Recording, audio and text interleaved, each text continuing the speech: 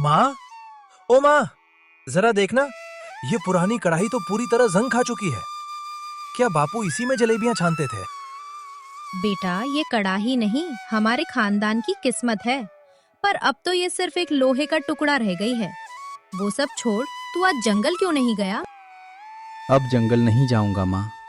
कल उस कालू लकड़हारे ने मेरा मजाक उड़ाया। बोला कि राजू, तेरी हड्डियां निकल आई हैं, लकड़ी का बोझ अब तुझसे नहीं संभलेगा। माँ, मुझे कुछ बड़ा करना है। मैं इस कढ़ाई को फिर से चमकाऊंगा। पर पैसे कहाँ है रे लाल? मैदा, घी, शक्कर सब आसमान छू रहे हैं। और वो लाला धनीराम कल फिर चक्कर लगा कर गया है। मैं जा रहा हूँ लाला के पास, आखिरी बार हाथ फैलाऊंगा। अगर वो मान गया तो ठीक, नहीं तो मैं शहर जाकर मजदूरी करूंगा।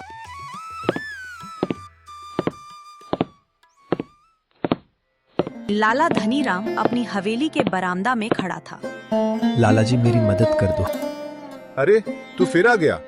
कल तो कहा था कि फूटी कौड़ी नहीं है देने को। अब क्या अपनी झोपड़ी के खपरेल बेचने आया है? नहीं लाला जी, बस एक मौका और। मुझे 2000 रुपए चाहिए। मैं बाजार में जलेबी का ठेला लगाऊंगा। कसम खाता हूँ, पाई पाई चुका दूंगा। अरे ओ गजादर, सुना तूने? ये राजू अब हलवाई बनेगा। अच्छा सुन राजू, पैसे तो दे दूंगा, पर मेरा ब्याज 20% हर हफ्ते। और अगर तू फेल हो गया तो वो जो तेरी छोटी सी जमीन है ना, जिसपे तूने 2 नीम के पेड़ लगा रखे हैं, वो मेरे नाम हो जाएगी। बोल, अंगूठा लगाएगा? मंजूर है लाला जी, मुझे अपने बापू के हुनर पर भरोसा है।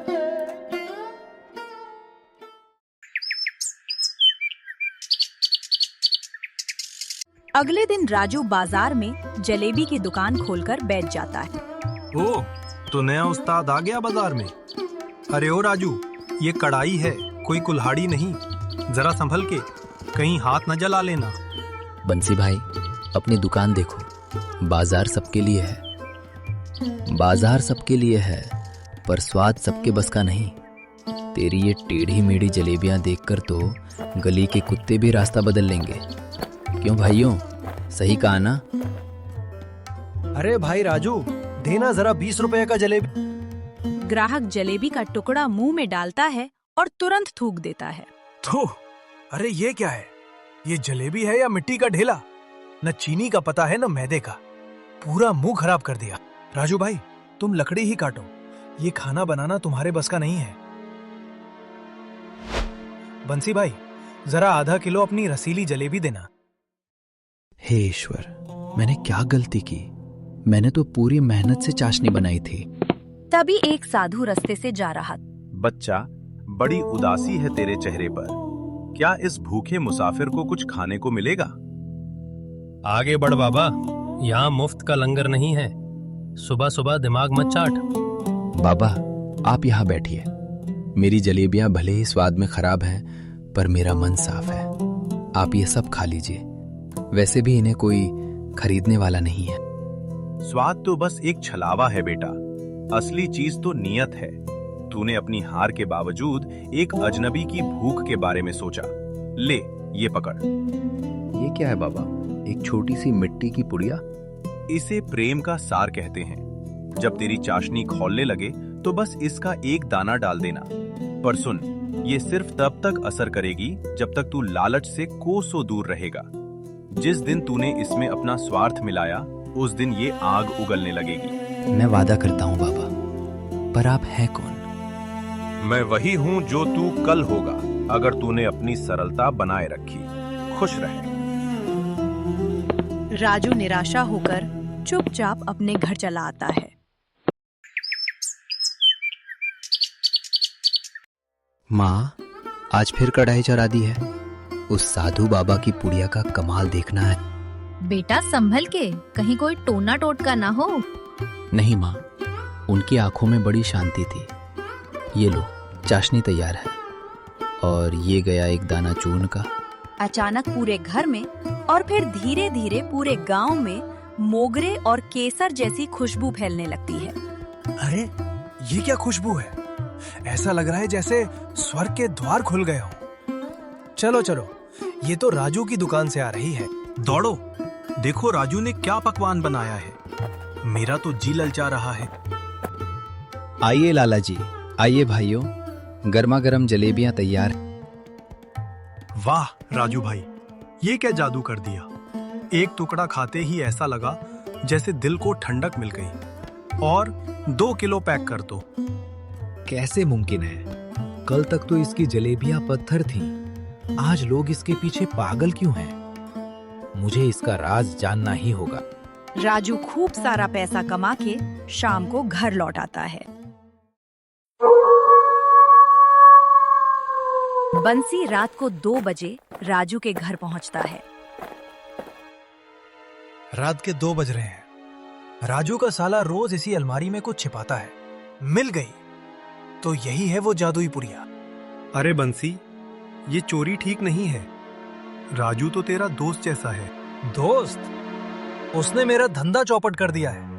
अब देखना, कल से लोग बंसी की जय जयकार करेंगे। मैं ये पूरी पुड़िया अपनी चाशनी में डालूंगा। स्वाद ऐसा होगा कि लोग खाते खाते नाचने लगेंगे।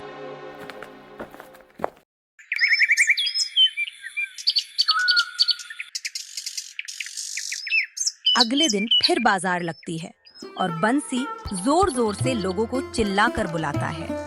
आओ भाइयों, आज बंसी की दुकान पर महा जलेबी मिलेगी। राजू की दुकान भूल जाओगे।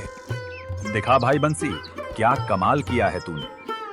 बंसी पूरी पुड़िया कड़ाही में उलट देता है।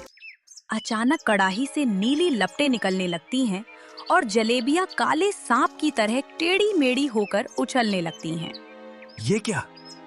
अरे ये क्या हो रहा है? चाशनी तो जहर की तरह महक रही है। छी, ये क्या बदबू है? जैसे गंदा नाला जल रहा हो। बंसी, तू हमें मारना चाहता है क्या? अचानक कड़ाही फट जाती है और बंसी का पूरा ठेला आग की लपटों में घिर जाता है। मेरी दुकान, मेरी मेहनत की कमाई सब जल गया। बचाओ कोई। बंसी भाई, ये क्या कर दिया आपने? मैंने आपसे कहा था ना कि मेहनत का कोई शॉर्टकट नहीं होता। राजू, मुझे माफ कर दे। मैंने तेरी कामयाबी से जलकर वो पुड़िया चुराई थी। पर साधु बाबा की बात सच निकली। लालच ने मेरा सब कुछ जला दिया। भाई, दुकान जल गई तो क्या, हौसला मत हारो। तुम कल से मेरी दुकान पर आओ, हम मिलकर काम करेंगे। आधा मुनाफा तुम्हारा। देखा बेटा, जिसने सबकी भलाई चाही, ईश्वर ने उसका दामन भर दिया, और जिसने दूसरों का छीना, उसका अपना भी चला गया। राजू बेटा, आज से तेरा सारा कर्ज माफ। और ये ले, अपनी जमीन के कागज भी वापस रख ले। मुझे बस रोज अपनी दुकान की 1 प्लेट जलेबी खिला दिया कर।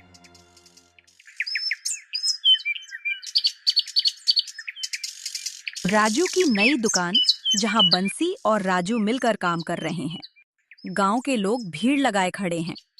अरे राजू भाई, जरा हाथ तेज चलाओ। देखो, बाजार के नुक्कड़ तक लाइन लगी है। लोग कह रहे हैं कि आज शहर से भी कुछ बड़े साहब लोग आने वाले हैं।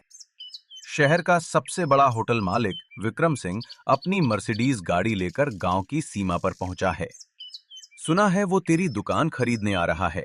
बेटा, वो बहुत जालिम आदमी है। पैसा उसके लिए धूल है, पर घमंड पहाड़ जैसा। संभल कर बात करना। तभी एक बड़ी काली गाड़ी आकर रुकती है। सेठ विक्रम सिंह चश्मा उतारकर उतरता है। उसके साथ 2 लठैत भी हैं। तो यही है वो मामूली सी दुकान जिसका शोर शहर तक मचा है। बदबूदार गलियां और धूल भरा बाजार। यहाँ क्या खाक स्वाद मिलेगा? साहब, धूल बाजार में है, मेरी जलेबियों में नहीं। तशरीफ रखिए, एक बार चक्कर देखिए।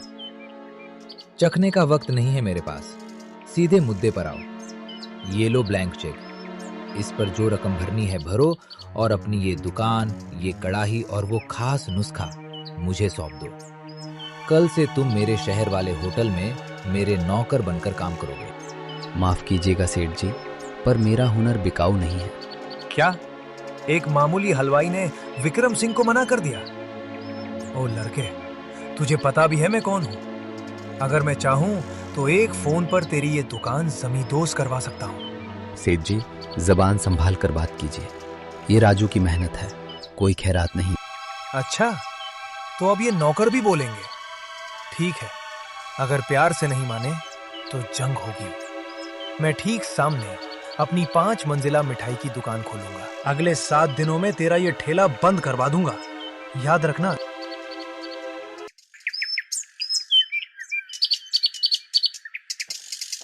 सात दिन बाद गांव में एक भव्य महल जैसी दुकान खुलती है। मुफ्त में मिठाइयां बांटी जा रही हैं। रामपुर के वासियों, आज से असली स्वाद का मजा लीजिए। शहर के बड़े कारीगर असली केसर और चांदी के वर्क वाली मिठाइयां, वो भी आधे दाम पर। क्यों उस गरीब राजू की मैली दुकान पर जाते हो? अरे भाई, वहाँ तो मुफ्त में काजू कतली मिल रही है, चलो वहीं चलते हैं। हाँ भाई, राजू की जलेबी तो रोज खाते हैं, आज जरा बड़े शहर का स्वाद भी चख लें।